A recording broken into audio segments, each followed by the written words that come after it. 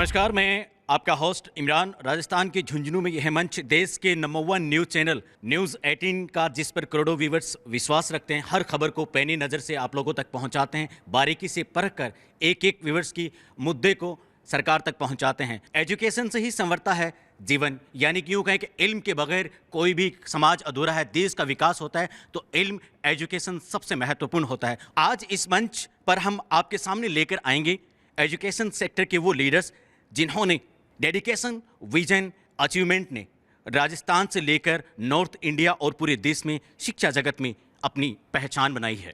Education leaders के नाम आज यह मंच है न्यूज़ 18 एजुकेशन कॉन्क्लेव झुंझुनू का। ये पहला मंच है जहां पर बहुत सारी शिक्षा से जुड़ी बातें होंगी। Present by prince international school Jhunjhunu, को प्रेजेंट बाय टीकेन fire and safety Shikshan Sansthan Jhunjhunu, powered by Gudha international school Gudhagorji Jhunjhunu, associate partner Jeevam education Jhunjhunu, Sainik academy Jhunjhunu, JB Modi Vidya Mandir Jhunjhunu, run by Rajputana Shiksha Mandal Mumbai, Jeevani education group Chirawa Jhunjhunu, MD group of education Chirawa Jhunjhunu, Shri Rajendra ji Bhamu BJP विधानसभा क्षेत्र झुंझुनू। हमारे वेन्यू पार्टनर है श्री जेजेटी यूनिवर्सिटी चुड़ेला झुंझुनू। सबसे पहले मैं stage पर आमंत्रित करना चाहूँगा डॉक्टर मुकेश मुंड साहब, चेयरमैन सैनिक एकेडमी झुंझुनू के डायरेक्टर हैं। मैं उनसे गुजारिश करता हूं कि सर आप स्टेज पर आएं।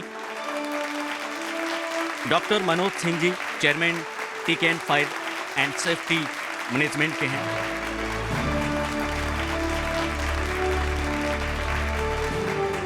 राजस्थान की प्रथम सर्वाधिक चयन देने वाली संस्था सैनिक एकेडमी झुंझुनू के चेयरमैन डॉक्टर मुकेश मुंड साहब, बहुत बहुत स्वागत सर हमारे साथ जुड़ने के लिए इस एजुकेशन कॉन्क्लेव झुंझुनू में। Thank you.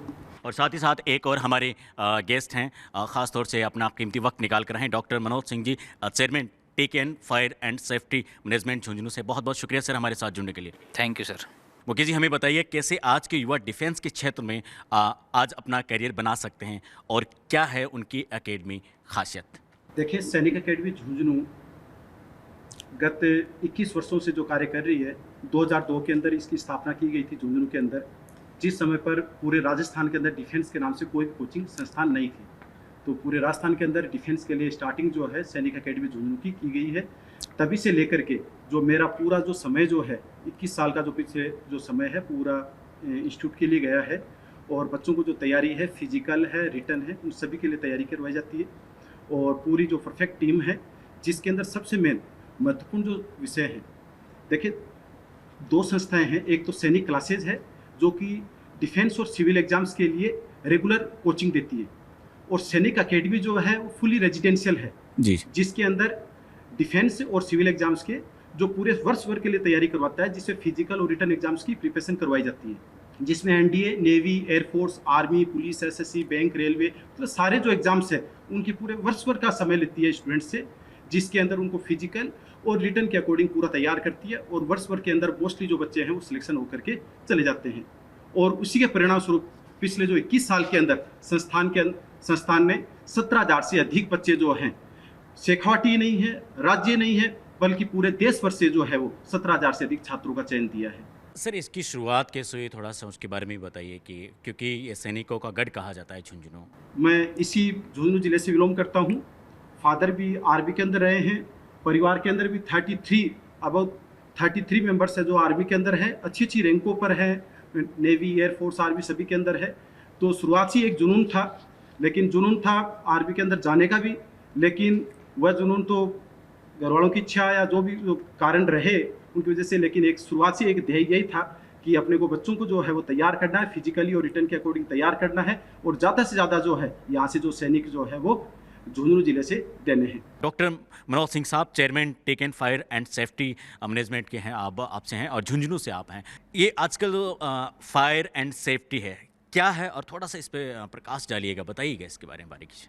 Fire and safety की जो चर्चा हो रही है, जी जी, वैसे तो सभी लोग बेसिकली जानते हैं, लेकिन जो जानकारी है वो कम है। अभी क्या चलता है कि फायर ब्रिगेड के नाम से सिर्फ जानते हैं कि फायर ब्रिगेड है, कोई लाल कलर की गाड़ी होती है और वो आग बुझाती है, जबकि इसके पीछे मतलब बहुत बड़ा इतिहास है। और जब से अपन चल रहे हैं, जब से इसकी शुरुआत है। अग्नि की शुरुआत कब से है? जब से जीवन शुरू हुआ है, आदि जीवन शुरू हुआ जब से। लेकिन अब अपन विद्यार्थियों के या स्टूडेंट के संदर्भ में जो बात कर रहे हैं, तो मैं बताना चाहता हूं कि फायर एंड सेफ्टी का जो सेक्टर है, यहाँ सरकारी और गैर सरकारी नौकरी पाना बहुत ही आसान है। ये इसलिए है कि अपन दिन प्रतिदिन जो घटनाएं सुनते हैं, कभी देखते हैं कि किसी हॉस्पिटल में आग लग गई है, कोई कारखाने जल रहे हैं, कोई गैस का जो एलपीजी सिलेंडर है वो लीकेज हो जाता है। 20 प्रकार की जो घटनाएं नहीं घटी, और उन घटनाओं को रोकने के लिए एक गवर्नमेंट द्वारा एक डिपार्टमेंट स्थापित किया गया है, जो सेंट्रल गवर्नमेंट में तो एनडीआरएफ, स्टेट गवर्नमेंट में एसडीआरएफ, ये जो सेंट्रल गवर्नमेंट के, स्टेट गवर्नमेंट के। लेकिन जो राज्य सरकार स्टेट गवर्नमेंट है, वहाँ पे नगर निगम और निकाय के अंदर एक डिपार्टमेंट है फायर ब्रिगेड। उनका काम क्या है कि इमरजेंसी में किसी भी प्रकार की कोई सहायता है, आपातकालीन स्थिति में अगर कोई करना है काम, या कोई ऐसी कोई स्थिति है कि जिसका मतलब आपने देखा होगा कि सपोज करो कि कोई तार वार है या कोई बंदर फंस गया। जी जी। अब क्या करें? अभी हाल ही में एक नंबर भी लॉन्च किया है, 112 नंबर। आप कहीं भी 112 पे कॉल करेंगे, वो ऑटोमेटिक वहाँ लोकल एरिया में पहुँच जाएगा। तो वो ये जो पूर्ति करता है, वो अपने आप में फायर ब्रिगेड का डिपार्टमेंट कहलाता है।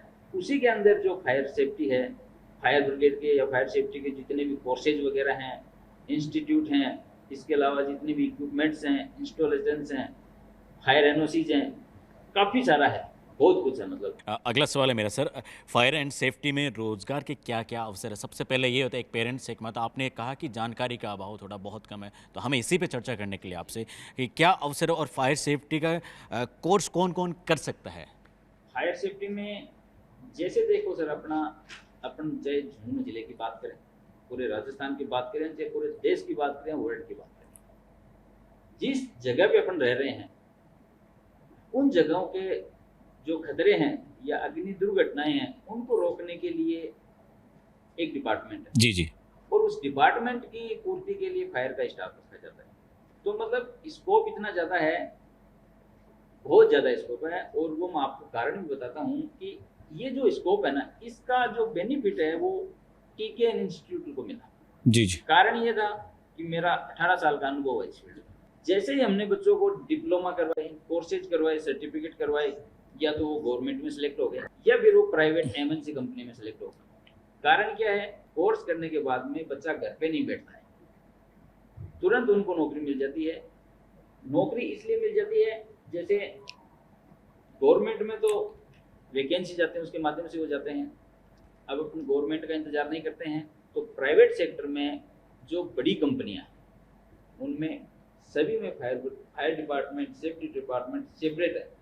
वहाँ पे उनका जो स्टाफ है, मैन पावर है, एनी टाइम, मतलब अगर वैकेंसी की बात करें तो एज पर सर्वे की रिपोर्ट 97% वैकेंसी अभी भारत देश में खाली हैं क्वालिफाइड सेफ्टी ऑफिसर। एक मेरा सवाल है सर आपसे कि आपके एकेडमी के अंदर बच्चे कितनी बजे उठते हैं, किस तरह से तैयारी करते हैं? ये फिजिकली सबसे ज़्यादा बहुत ज़रूरी, मेंटली और फिजिकली बहुत ज़रूरी होता है, उसके बारे में थोड़ा सा बताइए ना सर। जी सर, सैनिक एकेडमी के अंदर जो बच्चे एडमिशन सभी 10 मई से सेशन स्टार्ट होगा। 10 मई से सेशन स्टार्ट होगा, पूरे वर्ष पर्यंत चलता है। और इसमें जो एडमिशन्स होते हैं वो आफ्टर 12th। अभी काफ़ी जो पेरेंट्स इस प्रकार से टेंशन में आ जाते हैं कि 11th 10th के बाद में क्या करें, 12th के बाद में। तो मेरा क्लियर फंडा है कि 12th आप करवाओ बच्चे को। 12th के बाद में NDA, navy, air force, army, police, SSC, जो भी वो एग्जाम्स दे सकता है बच्चा, वो सारे फार्म उसको फिलअप करवाए जाते हैं। सारे एग्जाम्स की प्रिपरेशन होती है और उसका एक फिक्स शेड्यूल है। सुबह 4 बजे उसको जगना होता है। पूरा आर्मी डिसिप्लिन, मैं एक शब्द बोलूँ, डिसिप्लिन। इंस्टीट्यूट के अंदर पूरा एक डिसिप्लिन, और डिसिप्लिन के अंदर सारा सब आ जाता है उसके अंदर। सुबह 4 बजे उठना है, फिर उसका पूरा एक फिक्स शेड्यूल है। उसका तैयार होने का है, फिजिकल मूवमेंट का है, और एक्सरसाइज करके फिर उसका ब्रेक। और उन्हें डांट भी पड़ती होगी, जैसे आर्मी वालों को तो वैसे ही ट्रेनिंग हार्ड होती है उनके। मैं कह रहा हूँ यहाँ से जो ट्रेनिंग लेकर के जाता है, जी। बच्चे जब ट्रेनिंग लेकर के आते हैं, फिर बच्चे मिलते रहते हैं। उन्होंने कहा सर, यहाँ पर ट्रेनिंग लेने के पश्चात में हमें वहाँ पर ट्रेनिंग में कोई समस्या नहीं आती। और जबकि पहले जो ट्रेनिंग होती थी, काफ़ी लोग जो ट्रेनिंग से बीच में से आ जाते थे वहाँ से जी जी प्रिंसिपल जी, होकर हाँ, के। ये बात भी हमने बहुत सारी जगह सुनी है और देखी भी है। हाँ, क्योंकि पेरेंट्स जो है, मैं सारे अभिभावकों को आज आपके चैनल के थ्रू बताना चाहता हूँ कि पेरेंट्स अपने बच्चे के पास भी 24 आवर्स नहीं बिताते, जी जी लेकिन जबकि मैं 24 आवर्स बच्चे के साथ भी गुजारता हूँ। क्यों? क्योंकि जहाँ पर बच्चों का रेजिडेंस है वहीं पर ही मेरा खुद का रेजिडेंस है, जी, और जी। 24 आवर्स जो है वो बच्चे मेरी देख रेख में रहते हैं। और जो मेन जो सब्जेक्ट्स हैं, मैथ्स और रीजनिंग, जी, जी। जो सारे कॉम्पिटिटिव एग्जाम्स में आता है, और वो सारे जो मैथ्स और रीजनिंग है वो खुद पढ़ाता हूँ। कोई भी समस्या होती है, कभी बच्चा कोई प्रॉब्लम पूछ सकता है उसमें। सर, राजस्थान में बेहतरीन फायर सेफ्टी सिस्टम के लिए आपकी क्या राय है? 2015 के बाद में सिस्टम अच्छा इम्प्रूव हुआ है, लेकिन उसके बाद भी घटनाएं बहुत सारी कंट्रोल में भी हैं और घटती भी हैं। इसके लिए एक फिक्स चीज़ होती है, फायर एक्ट। फायर एक्ट अपने राजस्थान में लागू नहीं है। अभी क्या होता है कि सपोज करें अपन, बिल्डिंग्स की जो कैटेगरी है वो 9 कैटेगरी में, group A, B, C, D, E, F, G, ऐसे ए कैटेगरी में जो जनरल जो बिल्डिंग्स हैं, ग्राउंड फ्लोर है, रेजिडेंशियल बिल्डिंग आती हैं, 2 में जो कॉमर्शियल बिल्डिंग आती हैं, हॉस्पिटल्स आते हैं, होटल्स आते हैं, इंडस्ट्री आती है। तो यहाँ क्या होता है कि जो छोटी चीज़ पे अप्लीकेबल जो इक्विपमेंट या इंस्टॉलेशन लागू होते हैं वही बड़ी पे लागू होते हैं, और जो बड़ी पे लागू होते हैं वही छोटी पे लागू होते हैं। फायर एक्ट लगने के बाद में चीज़ें, इक्विपमेंट्स, इंस्टॉलेशन निर्धारित हो जाएंगे, ताकि जो मध्यम वर्ग के जो व्यापारी हैं, जो छोटे व्यापारी, उनको पूरा लोड नहीं पड़ेगा। तो उसका यही है कि सबसे पहले जो है फायर एक्ट लागू किया जाए, और सरकार उस पर कार्य भी कर रही है। हाल ही में पिछले 2022 में उत्तर प्रदेश में लागू हुआ है, उससे पहले दिल्ली है, उत्तराखंड है, मध्य प्रदेश है, गोवा, महाराष्ट्र, इन्हीं सभी में ये चीज़ें लागू हुई हैं। और ये लागू करने के बाद में आम जन को भी उसकी सुविधा हो जाएगी। एक्सीडेंट है, अग्नि दुर्घटनाएं जो दिन प्रतिदिन घटती हैं, उन पर अंकुश लगाया जा सकता है। बहुत बहुत शुक्रिया सर, डॉक्टर मुकेश सिंह मुंड साहब, चेयरमैन सैनिक एकेडमी झुंझुनू, और साथ ही डॉक्टर मनोज सिंह जी, चेयरमैन टेकन fire and safety management Jhunjhunu. Education leaders के नाम से आज यह मंच है news 18 Rajasthan education conclave Jhunjhunu का। एजुकेशन लीडर्स के नाम आज का ये मंच news 18 Rajasthan education conclave Jhunjhunu का, presented by Prince International School Jhunjhunu, co-present by Taken Fire and Safety शिक्षा संस्थान झुंझुनू, powered by गुड्डा इंटरनेशनल स्कूल गुड्डागोरजी झुंझुनू। अब मैं नेक्स्ट हमारे जो गेस्ट हैं हमारे इस मंच पर, मैं उन्हें आमंत्रित कर रहा हूं, डॉक्टर दिलीप जी मोदी साहब, चेयरमैन झुंझुनू एकेडमी, और इन्हीं के साथ में एक और हमारे खास मेहमान हैं, गेस्ट हैं, श्री राजेंद्र जी भामू। बहुत बहुत शुक्रिया सर, हमारे न्यूज़ 18 एजुकेशन कॉन्क्लेव झुंझुनू में, और जिस मकसद के लिए प्रोग्राम रखा गया है, और एक बहुत बड़ी शख्सियत झुंझुनू की दोनों ही हमारे साथ जुड़ी हैं, डॉक्टर दिलीप जी मोदी साहब और राजेंद्र जी भामू साहब। बहुत बहुत शुक्रिया सर हमारे साथ जुड़ने के लिए। सवालों के ऊपर चर्चा हो रही है और बहुत सारी बातें करेंगे आज हम।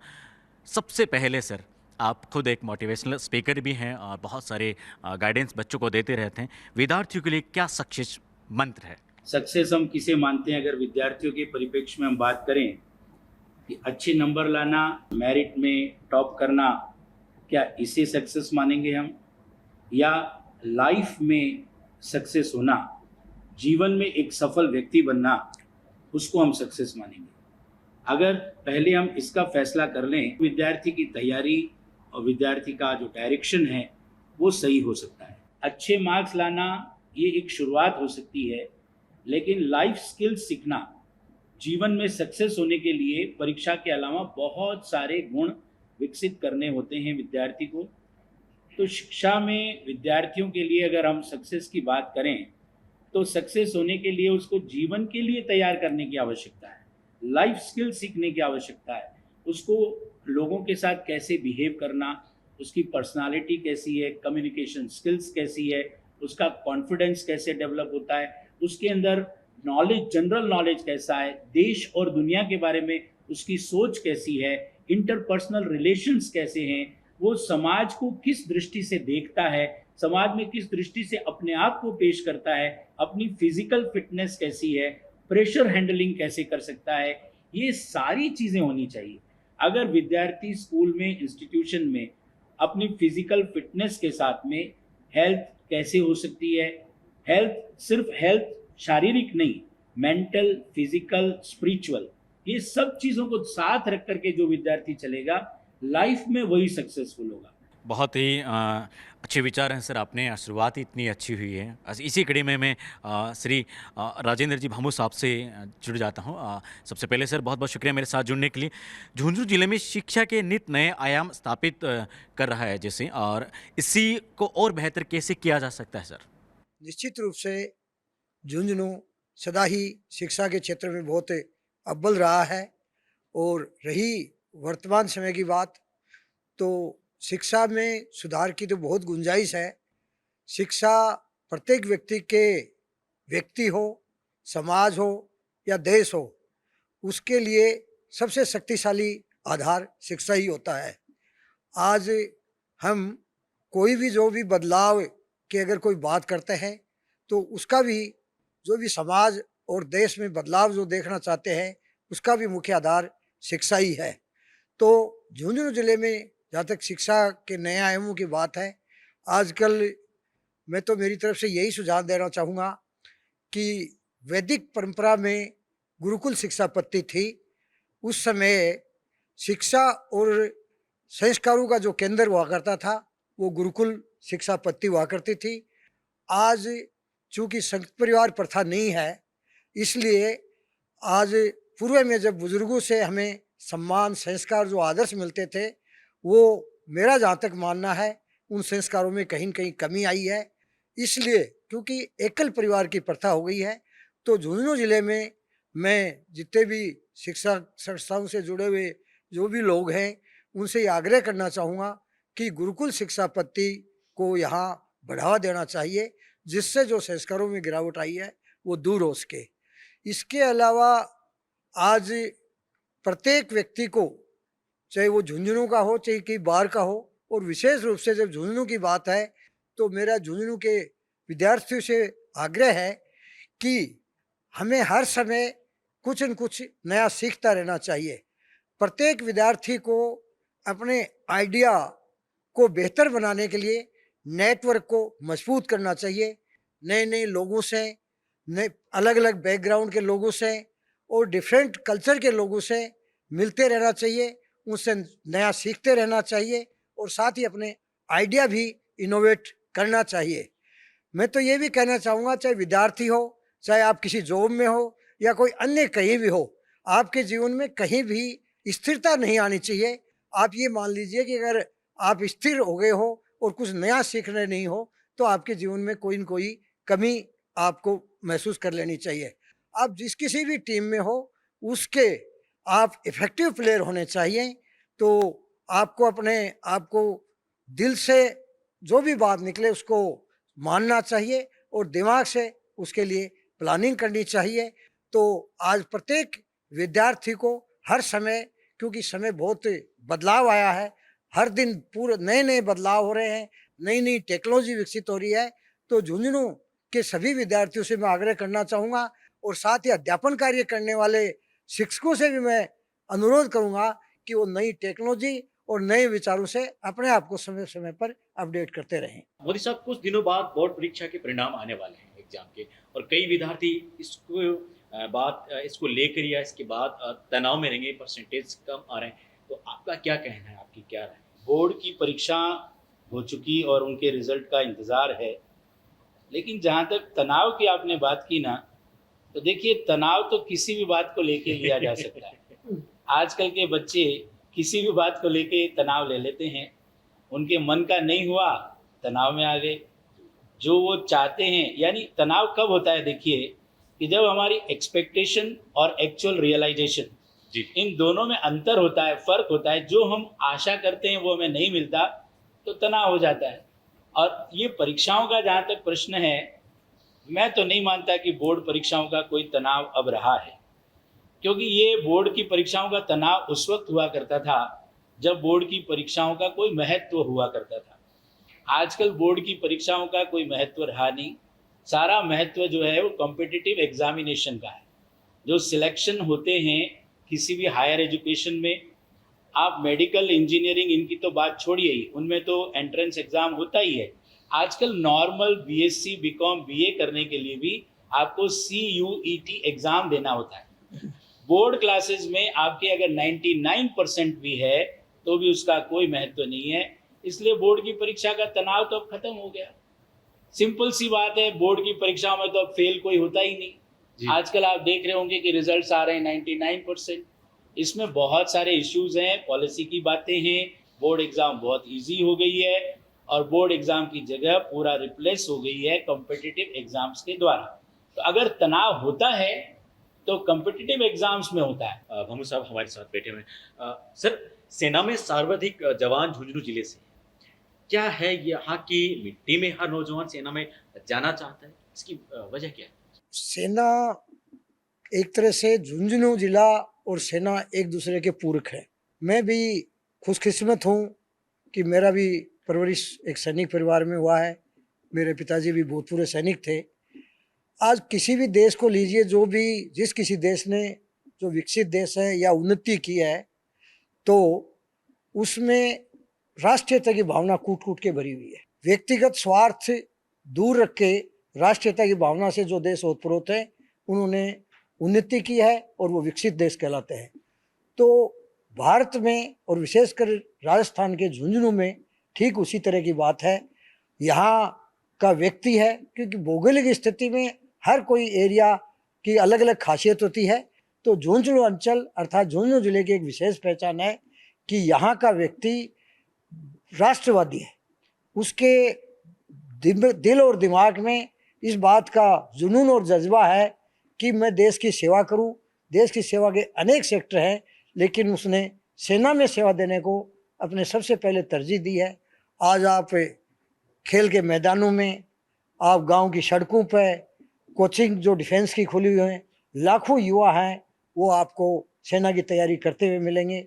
और आज जितने भी, आज यूँ माने कि झुंझुनू में की धरती है या झुंझुनू जिला है, उसके अंदर सेना, सैनिक और शहादत की जो कहानी है वो रची बसी हुई है। हर कण कण में उनके सेना के प्रति जज्बा है। तो निश्चित रूप से यहाँ का प्रत्येक युवा सेना के लिए हर समय तत्पर रहता है। पीछे का अगर अपन इतिहास देखें, चाहे कोई भी तरह का स्वतंत्रता आंदोलन हो, चाहे करगिल युद्ध हो, चाहे भारत पाकिस्तान युद्ध हो, चाहे चीन का युद्ध हो, तो मैं ये कहना चाहूँगा कि झुंझुनू निश्चित रूप से वीरों की धरती है और यहाँ के सबसे अधिक सेना और सैनिक हैं और सबसे अधिक पूरे देश में शहादत दी है। और ये हम सब के लिए और मेरे स्वयं के लिए बड़ा गर्व और गौरव का विषय है कि यहाँ का प्रत्येक व्यक्ति सेना में जाने के लिए तैनात है, इतने शहीद होने के बावजूद भी। Thank you so much sir, बहुत बहुत शुक्रिया न्यूज़ 18 राजस्थान की एजुकेशन कॉन्क्लेव में। नमस्कार, न्यूज़ 18 कॉन्क्लेव झुंझुनू में आप सभी का बहुत बहुत स्वागत है। आज हमारे इस गेस्ट पैनल में मैं इनवाइट कर रहा हूँ स्टेज के ऊपर श्री संपत जी बेनीवाल, चेयरमैन गुड्डा एजुकेशन ग्रुप गुड्डागोड़ जी से, श्री मनीष जी एसएस मोदी स्कूल से हैं। आइए सर।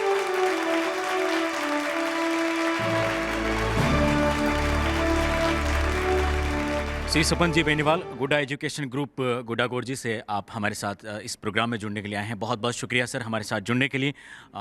सबसे पहले मेरा आपसे सवाल है कि एजुकेशन को किस तरह से गुड्डा गोड़जी में जो अवगत कराएं, किस तरह से करवाएं? झुंझुनू डिस्ट्रिक्ट में गुड्डा गोड़जी ग्रामीण क्षेत्र में गांव है। वहाँ पे हमारी 2006 में गुड्डा पब्लिक नाम से एक स्कूल स्टार्ट किया था आपने। उसके बाद में हमने 2011 में सीबीएसई गुड्डा इंटरनेशनल स्कूल गुड्डा गोड़जी। और सर मैं आपको बताना चाहूँगा कि एजुकेशन में, स्कूली एजुकेशन में हमने राजस्थान बोर्ड में काफ़ी मेरिटें दी हैं। उसके बाद में सीबीएसई में भी हम टॉप रहे हैं। 99.5% तक हमने बच्चों का रिजल्ट दिया है।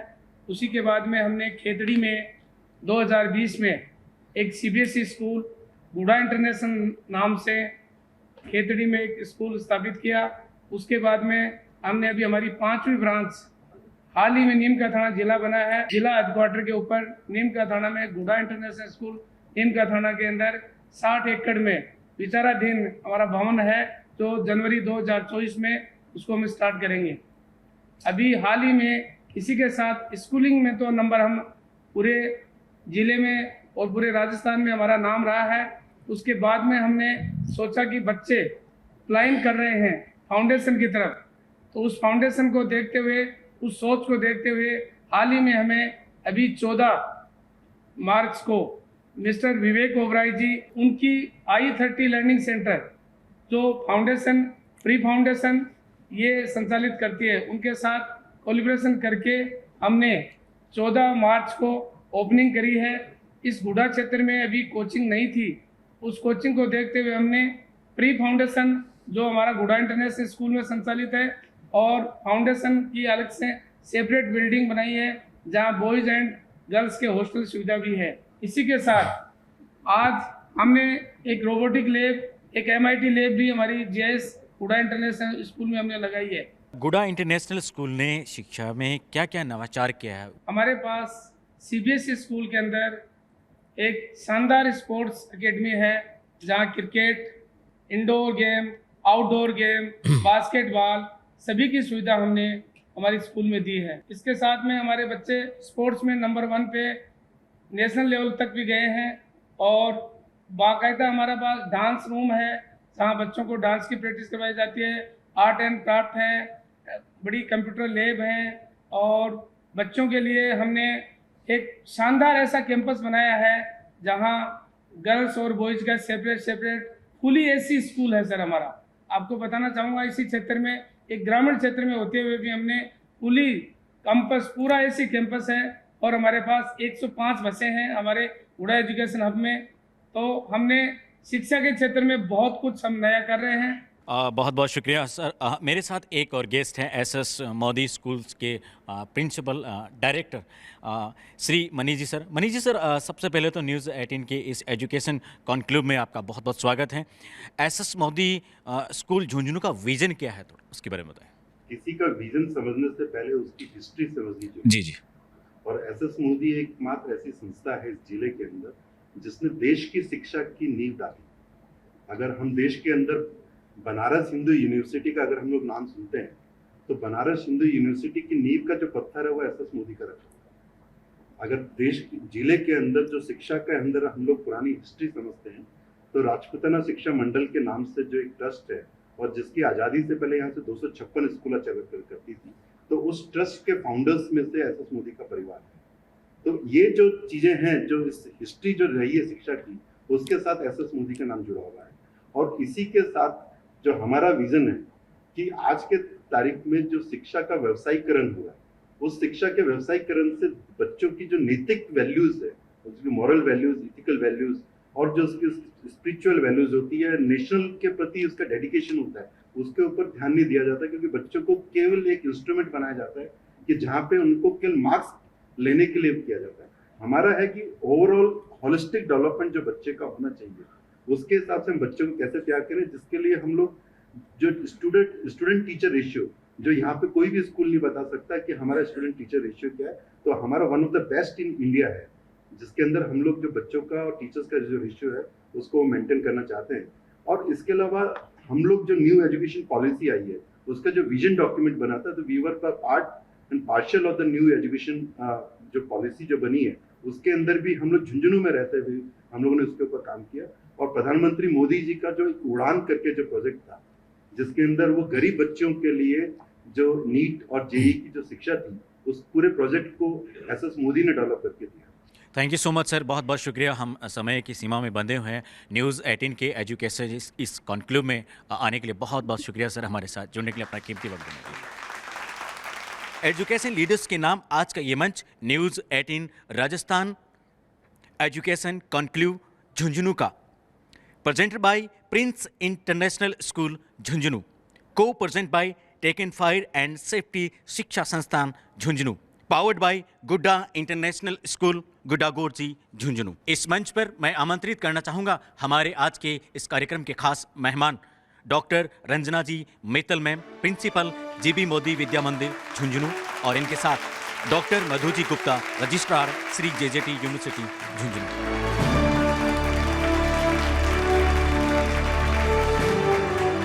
सबसे पहले मैम आप से एक मेरा सवाल है, रंजनी जी मैम, आपकी संस्था और आपके बारे में थोड़ा सा बताइएगा मुझे। जी, मैं GB मोदी स्कूल से हूँ, जो कि राजपूताना शिक्षा मंडल द्वारा संचालित है। राजपूताना शिक्षा मंडल की बात करें तो आज़ादी से पूर्व ये संस्था स्थापित हुई थी, जिसको स्थापित करने में बिरलास का, बजाज का काफ़ी योगदान रहा था। उन्होंने एजुकेशन की इम्पोर्टेंस समझ के डिस्ट्रिक्ट में कई सारे एजुकेशन इंस्टीट्यूट, पुस्तकालय, लाइब्रेरीज ये सारी की स्थापना की थी। और फिर एज पर द डिमांड 1993 में first English medium school of Jhunjhunu बनाया गया था, जिसमें क्लास फर्स्ट से लेके क्लास 12 तक एजुकेशन प्रोवाइड कराया जा रहा था बच्चों को। Commerce, science and computer education भी दिया जा रहा था। इसी सीरीज में सीबीएसई स्कूल की डिमांड होने पे संस्था ने सीबीएसई स्कूल भी क्रिएट किया।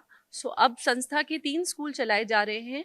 एक सीबीएसई विंग है जो कि बाकरा रोड पे है, एक आरबीएसई विंग है जो कि स्टेशन रोड पे है, और एक प्राइमरी विंग है जो कि प्री प्राइमरी के बच्चों पे स्पेशल फोकस करता है, जो कि गाड़ी एकेडमी के नाम से है। जीबी मोदी विद्या मंदिर झुंझुनू के विजन क्या है, मतलब इसका विजन क्या है? संस्था का विजन तीनों स्कूल के लिए ही सेम है कि बेस्ट एजुकेशन झुंझुनू में प्रोवाइड कराया जा सके, ओवरऑल डेवलपमेंट ऑफ स्टूडेंट्स के लिए बेस्ट किया जा सके, बच्चों को अच्छे संस्कार दिए जा सके, मॉरल एजुकेशन, मॉरल वैल्यू पे पूरा फोकस रहता है।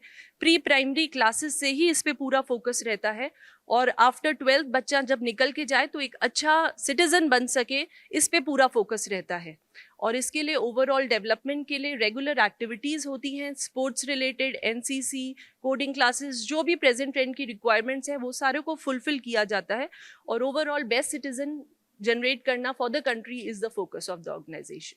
अगला सवाल मैम गुप्ता जी मैम आपसे ही है। मधु मैम, सबसे पहले आपके और आपकी यूनिवर्सिटी के बारे में हमें बताइएगा, अवगत करें। Shri JJT university Jhunjhunu Rajasthan govern होती है, हमारा श्री राजस्थानी सेवा संघ ट्रस्ट है मुंबई का, वहाँ से ये गवर्न होती है। और 2009 में ये स्टार्ट की गई थी कुछ कोर्सेज़ के साथ। यहाँ सारे कोर्सेज़ अवेलेबल हैं, जैसे आप कहेंगे कंप्यूटर, इंजीनियरिंग, योगा, सारे कोर्सेज़ इस समय हमारी यूनिवर्सिटी में अवेलेबल हैं। और इसका पर्पज़ एक ही था यूनिवर्सिटी स्टार्ट करने का, कि गांव के एरिया में जो लोग गांव से शहर की तरफ पढ़ने के लिए जाते हैं, यहाँ ही उन्हें वो एजुकेशन दी जाए जिससे वो गांव में रहकर अपना समूचा विकास कर सके। आपकी यूनिवर्सिटी, जेजेटी यूनिवर्सिटी, ऐसे कौन कौन से कोर्स या डिग्री करवाती है जिससे स्टूडेंट यहाँ से निकल कर? देखिए, कोर्सेज़ में जैसे आर्ट्स, साइंस, कॉमर्स, मैथ्स, ये सारे कोर्सेज़ हैं। इसके अलावा कुछ प्रोफेशनल कोर्सेज़ हैं, जैसे लॉ है, जैसे BNYS है, जैसे योगा, नेचुरोपैथी है, फार्मेसी है। इस तरह के जो कोर्सेज़ हैं वो प्रोफेशनल कोर्सेज़ हैं। उनके तहत बच्चे तैयार होते हैं कि वो आगे जॉब को अच्छे से मतलब कर सकें और उनमें जा सकें। दूसरा, हम लोगों ने अभी एक शुरू किया है डिफेंस की ट्रेनिंग बच्चों के लिए, जहां हम अपने बच्चों को ट्रेन कर रहे हैं। जो अग्निवीर की अभी चर्चा की गई, तो उसके लिए बच्चों को तैयार कर रहे हैं। फर्स्ट बैच में अभी हमने बच्चों को तैयार किया है, रिज़ल्ट की हम लोग वेट कर रहे हैं कि क्या रिज़ल्ट आता है, उसके बाद पता चलेगा कि बच्चे किस लेवल पर खड़े हुए हैं। लेकिन हमारी कोशिश ये है कि बच्चे हर तरह से तैयार किए जाएं और वो अच्छे से अपने कैरियर को चुन सकें। आपकी यूनिवर्सिटी में कुछ ग्राउंड है जिसे तैयारी करने के लिए बच्चों की या बच्चों लड़कियों के लिए, खासतौर से यहाँ के जो ग्रामीण क्षेत्र की जो लड़कियाँ हैं, और यूनिवर्सिटी होना बहुत बड़ी बात है, तो उनके बारे में बताइए थोड़ा सा। देखिए, हमारे चेयरमैन डॉक्टर विनोद टिवरीवाला जी का फोकस है स्पोर्ट्स के लिए। बच्चियों के लिए 50% हम लोग स्पोर्ट्स में जो बच्चियाँ प्रैक्टिस करती हैं उनके लिए 50% हम लोग फीस में सुविधा देते हैं। इसके अलावा और भी बहुत सारी सुविधाएं उनके लिए मौजूद हैं। हमारे पास 13 एकड़ में ग्राउंड है, जहां नई टेक्निक के हिसाब से हम लोगों ने बनाया है। उसमें आप देखिए, स्विमिंग पूल की व्यवस्था हो रही है, रनिंग ट्रैक बन रहा है, वॉलीबॉल ग्राउंड, जो जितने भी अभी आधुनिक गेम्स हैं उनके लिए हम लोग अच्छा ग्राउंड बना रहे हैं और बच्चों को उसमें प्रैक्टिस करवा के नेशनल और स्टेट लेवल पर बच्चों को खिलाने की व्यवस्था कर रहे हैं। स्कॉलरशिप का? हाँ, स्कॉलरशिप बच्चों को गर्ल्स बॉयज़ जो भी किसी सर्टिफिकेट नेशनल लेवल का या उन्होंने किसी गेम्स में उनका बहुत अच्छा परफॉर्मेंस रहा है, तो उसमें हम लोग उनको स्कॉलरशिप 75% तक देते हैं। बहुत बहुत शुक्रिया मैम हमारे साथ जुड़ने के लिए इस कार्यक्रम में। एजुकेशन लीडर्स के नाम आज का ये मंच news 18 Rajasthan education conclave Jhunjhunu का, presented by prince international school Jhunjhunu, को प्रेजेंट बाय टेक and fire and safety Shiksha Sansthan Jhunjhunu, powered by Gudha international school Gudhagorji Jhunjhunu. अगले हमारे गेस्ट पैनल में अपने विचार रखने के लिए आज के इस कार्यक्रम में एडिशनल स्टूडेंट झुंझुनू के डॉक्टर तेजपाल सिंह साहब से मैं गुजारिश करूंगा, आपकी जोरदार तालियों के साथ मैं स्टेज पर बुलाना चाहूँगा कि वो अपने विचार यहाँ पर व्यक्त करें। बहुत ही रेलिवेंट प्लेस पर और रेलिवेंट थीम पर ये कॉन्क्लेव यहाँ पर हो रहा है। झुंझुनू की लिटरेसी पूरे राजस्थान में लगभग टॉप पे रही है पहले। इन रिसेंट पास्ट कोटा और जयपुर अपने से आगे निकले हैं। फीमेल लिटरेसी में still we are third one in state after Kota and Jaipur. पूरे प्रदेश में जैसे नौकरी में हम घूमते हैं तो हर जगह यहाँ की महिलाएं पुलिस में, मेडिकल में, टीचिंग में, हर जगह महिलाएं यहाँ की मिलती हैं। तो ये अपने आप एविडेंट है कि यहाँ का एजुकेशन सिस्टम है झुंझुनू का, वो बहुत अच्छा है। स्कूल एजुकेशन काफ़ी स्ट्रॉन्ग है। इन रिसेंट पास्ट सीकर ने भी काफ़ी लीड लिया है और कोचिंग में सीकर काफ़ी जल्दी फास्ट ग्रो कर रहा है और that is capturing to Kota सब। सभी जानते हैं झुंझुनू वीरों की भूमि है, लैंड ऑफ वैल्योर। फौज में बहुत बड़ा कंट्रीब्यूशन है यहाँ का, पर फौज के साथ साथ जो बाकी अरेना है आपके साइंस एंड टेक्नोलॉजी में, सिविल सर्विसेज में, सभी जगह यहाँ की पहचान है। जैसे हम ब्यूरोक्रेसी में भी देखते हैं झुंझुनू के काफ़ी लोग हैं जो देश भर में फैले हुए हैं अच्छी अच्छी रैंक्स पर। तो ये कहीं ना कहीं आपके जो एजुकेशन सिस्टम है यहाँ का जो स्ट्रॉन्ग रहा है और इस पर एक ललक रही है लोगों की पढ़ाने की, उसका ही परिणाम है। एक वर्ष से मैंने यहाँ पर देखा और पहले सुना भी, जो स्कूल सिस्टम है काफ़ी अच्छा है यहाँ का। मतलब जैसे और डिस्ट्रिक्ट्स में हम देखेंगे उनसे बहुत ज़्यादा अच्छा है और नेशनल लेवल पे जो अच्छे अच्छे डिस्ट्रिक्ट्स होंगे शायद उसमें झुंझुनू का रैंकिंग होगा। काफ़ी जो आपके पैनलिस्ट ने सब डिस्कस किया, फॉर्मल एजुकेशन पे लगभग सबने जोर दिया। कुछ लोगों ने जो आपकी इनफॉर्मल नॉन फॉर्मल एजुकेशन है जो लाइफ लॉन्ग चलती रहती है, फॉर्मल एक कंपार्टमेंट में ही आपकी चलती है, बाकी इनफॉर्मल और जो आपकी नॉन फॉर्मल एजुकेशन है दैट ग्रोज लाइफ लॉन्ग। मतलब ऐसा कहते हैं learning is life long process, वो कभी अंत नहीं होता। जब से आदमी जन्म लेता है और ग्रो होता है एंड तक लर्निंग चलती रहती है। कुछ स्पीकर्स ने बताया कि जो मार्क्स बेस्ड थीम ज़्यादा रहता है कि ज़्यादा नंबर लाए, कंपैरिजन बेस्ड, ये वास्तव में उचित नहीं है। अपना जो टीचर्स का इम्पेसिस होना चाहिए बच्चे की ऑलराउंड पर्सनैलिटी, उसका पूरे सर्वांगीण विकास करें और उसमें कब बच्चे को आइडेंटिफाई करना, हर आदमी यूनिक है, every individual in world is unique.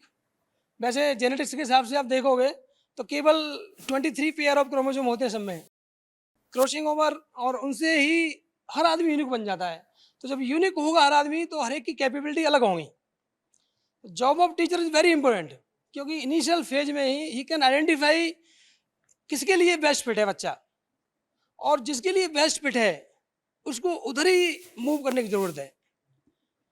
अपन बोलते हैं जैसे square pegs in round whole can never be fitted, वो सही फिट नहीं होगा अगर सही उसको आइडेंटिफाई नहीं किया अपन ने और सही दिशा नहीं दी तो फिर लाइफ लॉन्ग वो बेचारा संघर्ष करता रहेगा।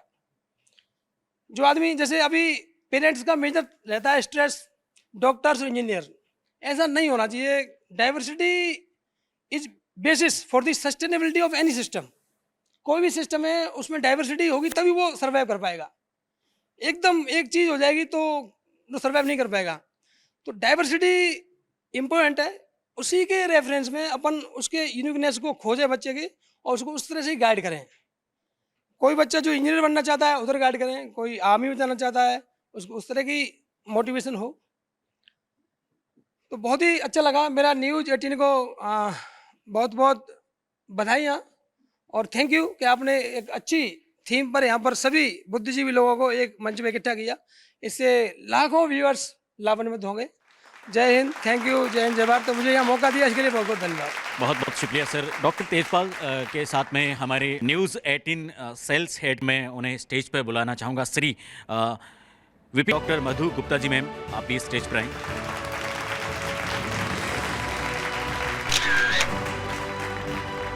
Godda international school Gudhagorji Jhunjhunu. Venue partner Shri JJT university Chudela Jhunjhunu. Associate partners Sainik academy Jhunjhunu. Associate partners Shri Rajendra ji Bhamu. Associate partners GB Modi Vidya Mandir Jhunjhunu. Associate partners Jeevani education group Chirawa. MD group of education Chirawa. Jeevam education group Jhunjhunu. Thank you everyone and wish good luck. आज का दिन मेरे लिए बेहद खुशी का दिन है, क्योंकि मैं न्यूज़ 18 राजस्थान और उसके दर्शकों के बीच हूँ। मैं न्यूज़ 18 राजस्थान को मेरी तरफ से बहुत बहुत आभार और धन्यवाद ज्ञापित करता हूँ कि उन्होंने राजस्थान एजुकेशन एनक्लेव में मुझे शरीक होने का अवसर दिया और वह मेरे विचार व्यक्त करने का अवसर दिया। मैं न्यूज़ 18 को धन्यवाद देना चाहूँगी कि उन्होंने ऐसी एजुकेशन कॉन्क्लेव का ऑर्गेनाइज़ किया और हम एजुकेशनिस्ट को यहाँ पर आके अपने स्कूल के, अपने ऑर्गेनाइजेशन के विजन के बारे में सबको अवगत कराने का मौका दिया। न्यूज़ 18 एजुकेशन कॉन्क्लेव के माध्यम से झुंझुनू जिले के जो शिक्षण संस्थाओं के द्वारा नवाचार झुंझुनू में किया जा रहा है, उसको पूरे राजस्थान के समक्ष परोसने का और उसको प्रसारित करने का जो काम न्यूज़ 18 ने इस माध्यम से किया है।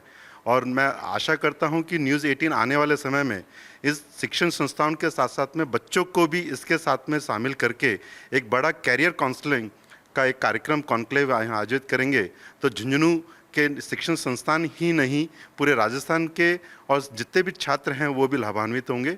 और इस पहले इनके कार्यक्रम के लिए मैं उन्हें पुनः बहुत बहुत धन्यवाद देता हूँ। न्यूज़ 18 एजुकेशन कॉन्क्लेव झुंझुनू के लिए न्यूज़ 18 परिवार को बहुत बहुत बधाई व बहुत बहुत आभार व्यक्त करता हूं कि आज झुंझुनू शहर के अंदर एजुकेशन से संबंधित, स्कूलिंग और कोचिंग से संबंधित जो जानकारियां जो है वो आज अभिभावक व छात्रगणों तक जो न्यूज़ 18 चैनल के द्वारा पहुंच पाएगी। मेरा सभी अभिभावकों से व उन सभी छात्रों से आग्रह है जो 12th पास हैं, दृढ़ इच्छा शक्ति रखते हैं, फिजिकल व मेडिकल फिट हैं और सफलता से दूर हैं व बेरोजगार हैं, तो उन सभी के लिए सही व सफल मार्गदर्शन के लिए मैं उन सभी छात्रों को सैनिक शिक्षण संस्थान या सैनिक अकेडमी झुंझुनू के अंदर आमंत्रित करता हूं। राजस्थान के नंबर 1 चैनल न्यूज़ 18 राजस्थान का दिल की गहराई से धन्यवाद, जो पूरे राजस्थान में सभी जिला लेवल पर एजुकेशन कॉन्क्लेव करा रहे हैं और ऐसी प्रतिभाएं, ऐसे इंस्टीट्यूट और विभिन्न प्रकार के सभी सेगमेंट पे काम कर रहे हैं और जो छुपी हुई प्रतिभा हैं उनको सामने लाने का भी काम कर रहे हैं। इसके लिए दिल की गहराइयों से धन्यवाद, शुक्रिया। जय हिंद, जय भारत।